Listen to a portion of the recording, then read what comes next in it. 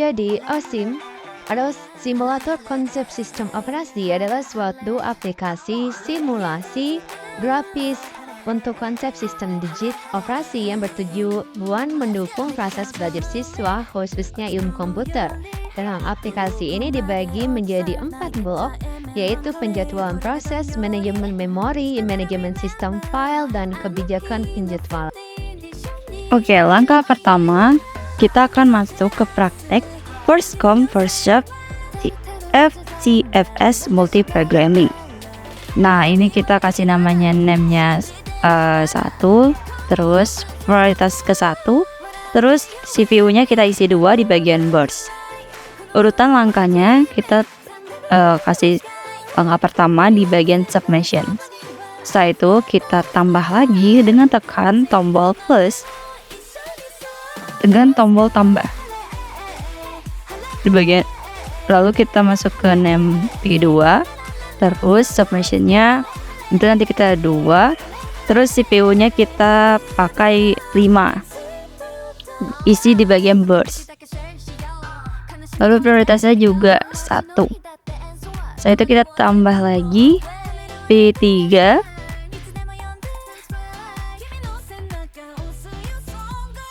terus submissionnya kita 3, lalu CPU-nya kita isi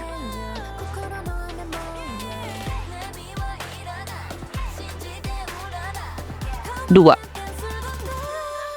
3.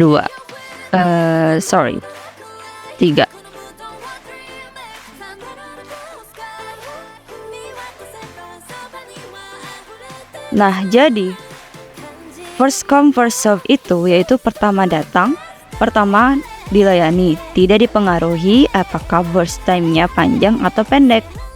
Bila sebuah proses sedang dilayani berada di bagian input atau output, operation input atau output, maka proses yang lainnya bisa dilayani di bagian CPU sampai selesai. Nah, di bagian setting kita checklist multiprogramming dan algoritmanya first come first serve. Lalu kita lihat prosesnya, langkah kerjanya. Nah, yang kita lihat yang pertama dia setelah itu ada bagian simulation storage verbs, kita klik OK dan kita lihat informasinya. Nah, kita lihat di bagian submissionnya nggak ada yang berubah. Tapi kalau kalian lihat di bagian CPU-nya, walaupun dia nggak berurutan, tapi kalau submissionnya 1, 2, 3, maka dia akan tergantung siapa yang diprioritaskan gitu. Nah, setelah itu kita masuk ke bagian yang non multiprogramming, first come first serve yang non multiprogramming.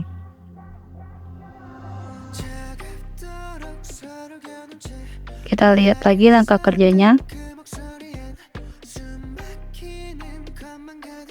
Jadi non multiprogramming ini pertama datang, pertama dia dilayani, tidak dipengaruhi apakah burst time-nya panjang atau pendek.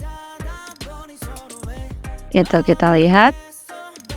Jadi yang pertama datang tuh P1. Bisa dibalik-balik dan waiting time-nya itu sekitar 2 detik.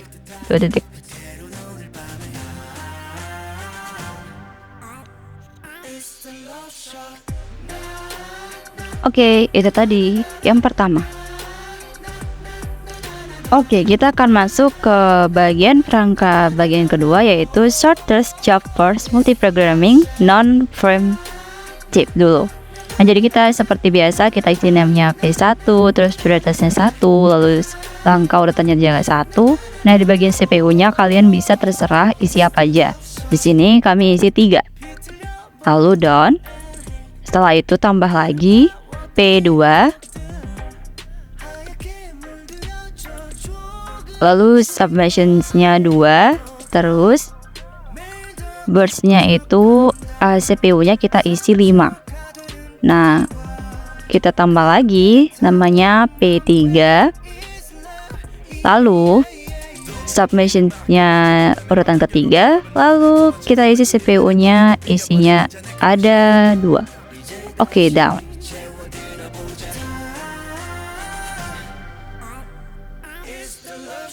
Seperti biasa, kalian tekan tombol reply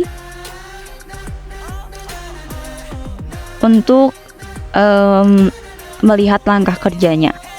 Jadi sorters jobbers multiprogramming yang not preemptive ini, jika ada banyak proses yang akan dilayani pada waktu bersamaan, maka proses dengan burst time CPU yang kecil akan dilayani terlebih dahulu sampai selesai, asalkan masih berada di bagian CPU.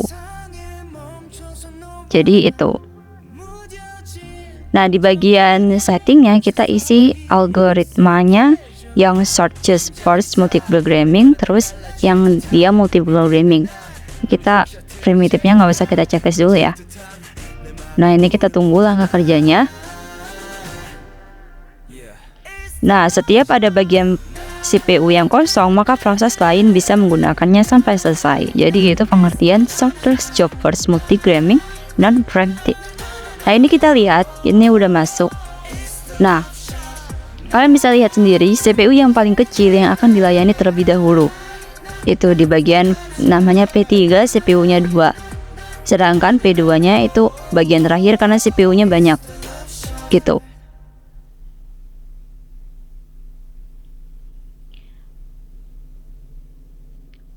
Setelah itu kita setting lagi, kita checklist yang kita masuk yang ke sorters job first multiprogramming yang preemptive. Itu tinggal kita checklist aja yang preemptive. Lalu kita jalankan. Nah, jadi pengertiannya itu hampir sama. Jika ada banyak proses yang akan dilayani pada waktu bersamaan, maka proses dengan burst time CPU yang kecil yang akan dilayani terlebih dahulu. Tapi CPU akan menyeleksi proses-proses yang akan dilayani berikutnya dengan memperhatikan burst time CPU yang kecil. Nah, di sini kita lihat hampir sama, guys. Oke, itu tadi. Yang kedua. Oke, kita akan masuk ke priority multiprogramming yang non-preemptive. Jadi seperti biasa kita isi dulu. Prioritasnya di sini kita isi 2.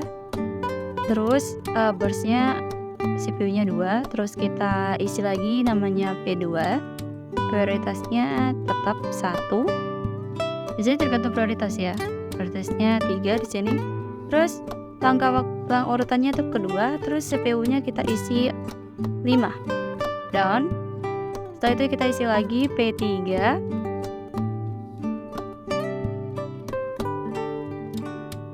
Terus prioritas ke-1, lalu submachine-nya langkah urutannya yang ketiga, lalu bagian CPU-nya kita isi 3.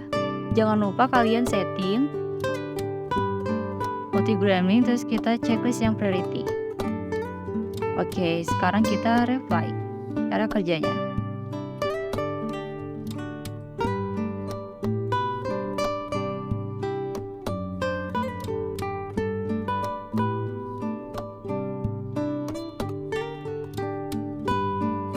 Kita klik OK aja dan kita lihat hasilnya.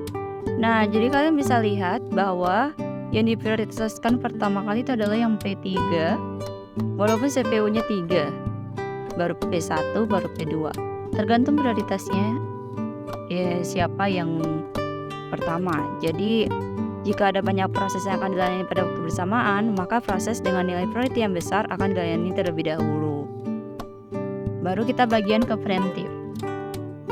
Kita checklist preemptive, lalu kita jalankan.